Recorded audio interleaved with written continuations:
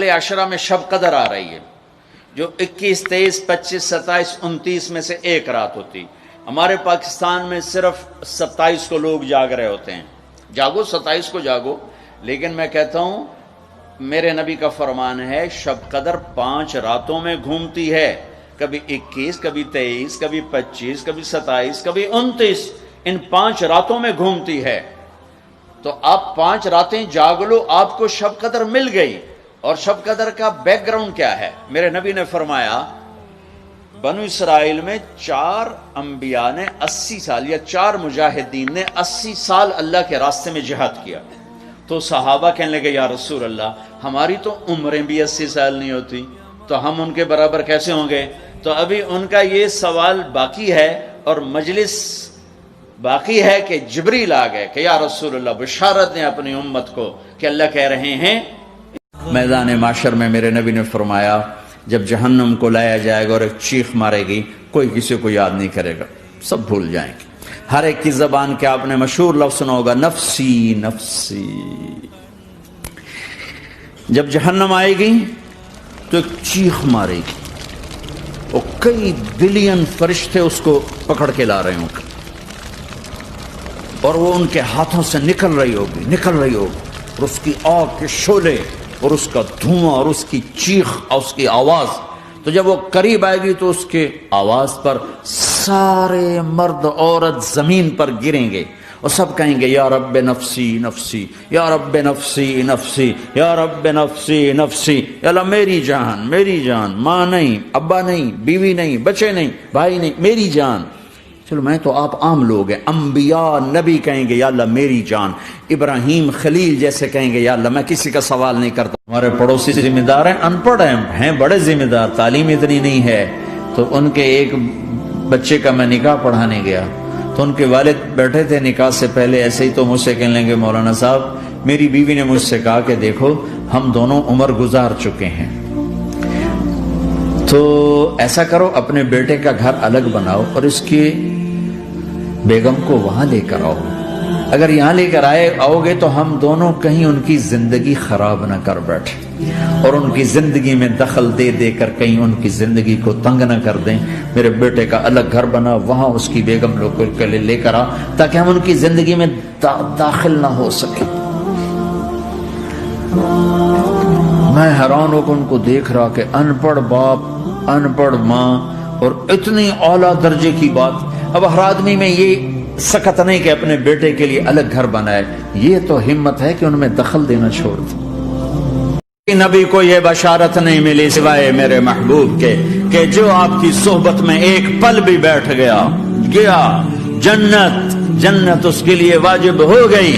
میرے نبی مسجد میں داخل ہوئے، آپ کے دائیں طرف ابو بکر تھے، بائیں طرف عمر تھے، سامنے لوگ تھے اور لوگوں نے آپ کو دیکھا تو آپ نے دونوں کے ہاتھ پکڑ لی، ادھر ابو بکر کا ادھر عمر کا. پھر کہا مجھے دیکھ رہے ہو؟ صحابہ نے یوں دیکھا. کہا کذا نحشر یوم القیامہ، قیامت کے دن ہم تینوں ایسے اٹھائے جائیں گے کہ میرے دائیں طرف ابو بکر ہوگا اور بائیں طرف عمر ہوگا. آپ نے کہا میدان محشر میں چلوں گا براق پہ سوار ہو کر اور بلال حبشی میرے آگے سرخ اونٹنی پہ سوار ہو کے چلے گا. صحابہ علی ہاتھ پکڑا، سینے کے قریب کیا. علی تو خوش ہے. ہمارے تاجر کیا کرتے ہیں جب وہ دیکھتے ہیں بازار میں تنگی ہو میرے کو مال پہ ہے پھر وہ فرعون بن جاتے ہیں اور منہ منگی قیمت لیتے ہیں، لوگوں کی پریشانیوں سے نفع اٹھاتے ہیں اور لوگوں کی مصیبت سے نفع اٹھاتے ہیں. اور بڑا دل جلتا ہے، کڑتا ہے. کوئی بیچارہ مسلمان بھائی مصیبت میں پڑ جائے، وہ گھر بیچنے پہ آ جاتا ہے، دکان بیچنے پہ آ جاتا ہے، تو 100 روپے کے گھر کے وہ گھر کا دین ماں باپ زندہ ہیں ان کے پیر دھو لو، ان کی دعائیں لے لو. گھر والے ہو اپنی بیوی سے حسن سلوک کرو، گالی دینا، تانے دینا، طنز بولیاں، اپنے گھروں کو آگ نہ لگاؤ. ہمارا جوائنٹ فیملی سسٹم ہے، ماں باپ کو اپنا مقام دو، بیوی کو اپنا مقام دو. ہمارا سسرالی معاشرہ ظالم ہے، درد سے کہہ رہا ہوں ظالم ہے. ہمارا سسرالی معاشرہ ظالم ہے، چاہے دیندار کہلاتے ہوں چاہے دنیا دار کہلاتے ہوں، چاہے پڑھے لکھے کہلاتے ہوں چاہے ان پڑھ کہلاتے ہوں، ظلم ہے، میں کہاں سے اس کی تعویل کروں؟ اگر ماں باپ کی طرف سے زیادتی ہے اپنی بیوی کو بچاؤ، اور کہیں بیویاں ایسی زوردار ہیں کہ وہ گھر کو آگ لگانے پر آئی ہوتی ہیں، اگر بیوی زیادتی کرے تو ماں باپ کو بچاؤ۔ یہ تمہارا کام بیچ میں ایک پل بننا ہے، دونوں رشتوں کو جوڑنا ہے۔ جس طرف بہنوں کی طرف سے زیادتی ہے بیوی کو بچاؤ۔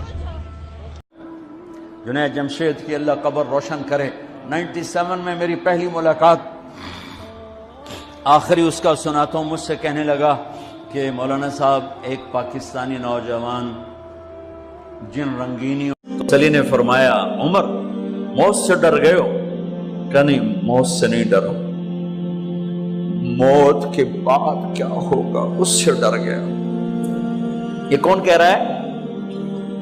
میرے تو اللہ نے اس کتاب کو ہدا فرمایا ہے کہ انسانی سمندر میں انسانی زندگی کی کشتی کے لیے، میں پھر دوہراتا ہوں، انسانیت کے سمندر میں انسانی زندگی کی کشتی کے لیے یہ جو قرآن ہے یہ وہ چوٹی ہے پہاڑ کی جس سے تم راستہ پاتے ہو اور جس سے تم اپنی منزل تک پہنچتے ہو۔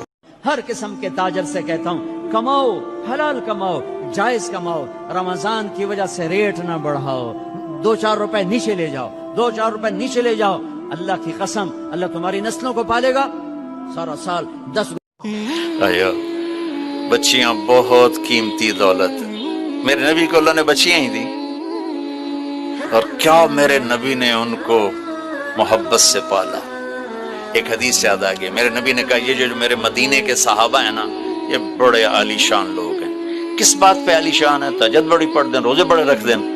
آپ سب سنیں، سسر بھی بیٹھے ہوں گے، ساسیں بھی بیٹھی ہوں گی، بہویں بھی بیٹھی ہوں گی۔ میرے نبی نے فرمایا یا رسول اللہ، کہا یہ جب کسی کی بیٹی کو لے آتے ہیں نا بیاہ کے، تو بچی اپنے سسرال میں جا کے ایسے ہوتی ہے کہ اسے پتہ ہی نہیں چلتا میں سسرال میں ہوں یا ماں باپ کے گھر میں ہوں، اتنی محبت دیتی۔ میری صرف تعریف نہیں ہوتی، مجھے گالیاں بھی پڑتی ہیں، مجھے کافر بھی کہتے ہیں، مجھے زندیق، اپنے ہمارے مسلک کے ایک بڑے علامہ صاحب نے کہا وہ تو زندیق ہے۔ لیکن اللہ کی قسم میرا دل سب سے صاف، یہ نہیں کہ مجھے تکلیف نہیں ہوتی، میں رات کو جب لیٹتا ہوں میں کہتا ہوں یا اللہ میں نے اپنے دل کو سب سے صاف کیا۔ یہ مستورات بیٹھی اب صبح روزانہ پہلا کام کرواتی ہیں گھر کی صفائی، جھاڑو، تو کل تب جھاڑو دلوا، اج کیوں جھاڑو، کل والا جھاڑو اج کم نہیں آ سکتا، روزانہ صاف کرو، روزانہ صاف کرو، روزانہ صاف کرو، تب گھر صاف رہتے ہیں۔ تو بھائیو دل میں بھی جالے لگتے ہیں، یہ ایک دفعہ صاف کرنے سے نہیں ہوتا، مرتے دم تک اسے صاف کرتے رہو کرتے رہو کرتے رہو، تو اللہ کی قسم بڑے بڑے اولیاء آپ کی گرد کو نہیں پا سکیں گے۔ اللہ سے مانگ لو اس رمضان میں کہ یا اللہ ایسی توفیق دے کہ موت تک نماز نہ چھوٹے۔ رمضان میں بہت سے لوگ رشوت لینا چھوڑ دیتے، اجل ہی نے چھوڑا نہ کسرا نہ دارا، اسی سے سکندر صفات بہارا، ہر ایک لے کے کیا کیا نہ حسرت سے دھارا، پڑا رہ گیا سب یوں ہی ٹھاٹھ سارا، جگہ جی لگانے کی دنیا نہیں ہے یہ عبرت کی۔ دانت ایسے گودائی میں خوبصورت چمکتے ہوئے، جب کبھی آپ مسکراتے آپ کے دانتوں کا نور دیواروں پہ پڑتا ہوا نظر آیا کرتا تھا۔ ایسے حسین دانت تھے ہمارے نبی کے کہ دانتوں سے نور نکل کے دیواروں پہ پڑتا ہوا نظر آتا تھا۔ یہ 4 دانتوں میں تھوڑا فاصلہ تھا، باریک سا فاصلہ تھا، اس میں سے ایسے روشنیاں نکلتی تھی آپ کی مسکراہٹ کے دوران۔ انسان کتنا ہی گندا ہو، اندر میں ایک خوبصورت انسان چھپا ہوا ہے۔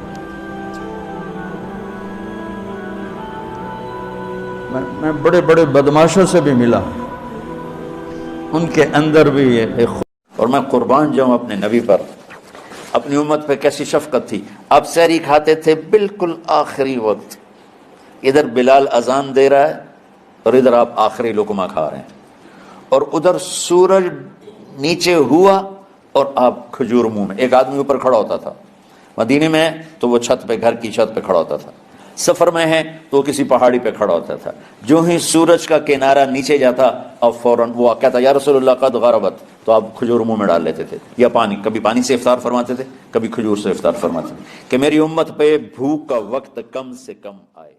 جب تجھے پکارنا ہو تو اللہ کو پکارنا، مدد کے لیے صرف اللہ ہے جو آتا ہے، اللہ کے سوا کوئی مدد نہیں کر سکتا۔ ایاک نعبد و ایاک نستعین، قرآن کا خلاصہ سورۃ فاتحہ ہے، اور سورۃ فاتحہ کا خلاصہ ایاک نعبد و ایاک نستعین ہے۔ اے میرے اللہ، یا اللہ، یہ صرف اللہ کے ساتھ ہے اور کسی کے ساتھ نہیں ہے۔ کوئی چور چوری کر جائے آپ تھانے میں رپٹ کرا دیتے ہیں، جن بھائیوں نے بہنوں کا حق کھایا ہو یہ چور نہیں ہے؟ اس سے بڑی چوری اور کیا ہوگی کہ جس بہن نے اسی چھاتی سے دودھ پیا جس سے تم نے پیا، اسی پیٹ سے نکلی جس سے تم نکلے، اسی چھت میں پروان چڑھی جس میں تم پروان چڑھے، اور آج چند ٹکوں پر تم اپنی بہن کو ذلیل کر رہے ہو۔ کیسے نہیں دیمنا؟ رمضان میں موت آ جائے حساب نہیں ہوتا، جمعے کی رات کو موت آ جائے حساب نہیں ہوتا، جمعے کے دن شام تک موت آ جائے حساب نہیں ہوتا۔ اللہ ایسا مہربان ہے، اس لیے تو میرا اللہ ایک جگہ گلہ کرتا ہے، مجھے چھوڑ کے اوروں کے پاس کیوں جاتے ہو؟ کیا میرے خزانے کم ہو گئے؟ امن خلق السماوات والارض، کس نے زمین آسمان بنائے؟ وَأَنزَلَ لَكُم مِّنَ السَّمَاءِ مَاءً، کس نے پانی کو برسایا؟ فَأَنبَتْنَا بِهِ حَدَائِقَ ذَاتَ بَهْجَةٍ، کون خوبصورت باغات، پھل پھول، غلے لایا۔ کسی امت کو یہ نہیں ملا کہ ان کے لیے ہر مخلوق دعا کرے۔ رمضان کے مہینے میں اس امت کو یہ ملا ہے کہ ان کا روزہ رکھنے والوں کے لیے چونٹیاں بھی دعا کرتی، پرندے بھی دعا کرتے ہیں، مچھلیاں بھی دعا کرتی ہیں، ہوائیں دعا کرتی ہیں، ہر شے دعا کرتی ہے روزہ رکھنے والے کی۔ اس امت کو ملا۔ یا اللہ تو ہمیں معاف کر کے اس آفت کو ٹال دے، اس کا علاج ہمیں دے دے، یا اپنے غیب سے اس کو ہٹا دے۔ تو ہر چیز پر قادر ہے، تو حکومت کی مدد فرما یا اللہ، تو جتنے بھی اس کے لیے کوشش کر رہے ہیں ان سب کی مدد فرما۔ رمضان کا مہینہ آیا تو میرے نبی کا اعلان ہو گیا، ایک فرض 70 فرض کے برابر ہو جاتا ہے تمہارا، نفل فرض کے برابر۔ فرض اور نفل میں فرق کیا ہے؟ حضرت علی ہی کا فرمان ہے کہ جس شخص نے ایک فرض روزہ چھوڑ دیا، پھر قیامت تک اس کی قضا میں نفل روزے رکھتا رہا، تو ایک روزے کا یہ سارے روزے بدلہ نہیں ہو سکتے۔ ایک نماز چھوڑ دی اور پھر اس کی قضا میں قیامت تک نفل پڑھتا رہا، تو فرض نماز کی ایک رکعت کے ایک سجدے کے برابر بھی نہیں ہے۔ فرض میں اتنی طاقت ہے، تو اللہ کی رحمت کیسے متوجہ ہوتی ہے کہ رمضان کے مہینے میں اللہ فرماتے ہیں میرے محبوب کی امت ہے، ایک فرض کو 70 کے برابر کر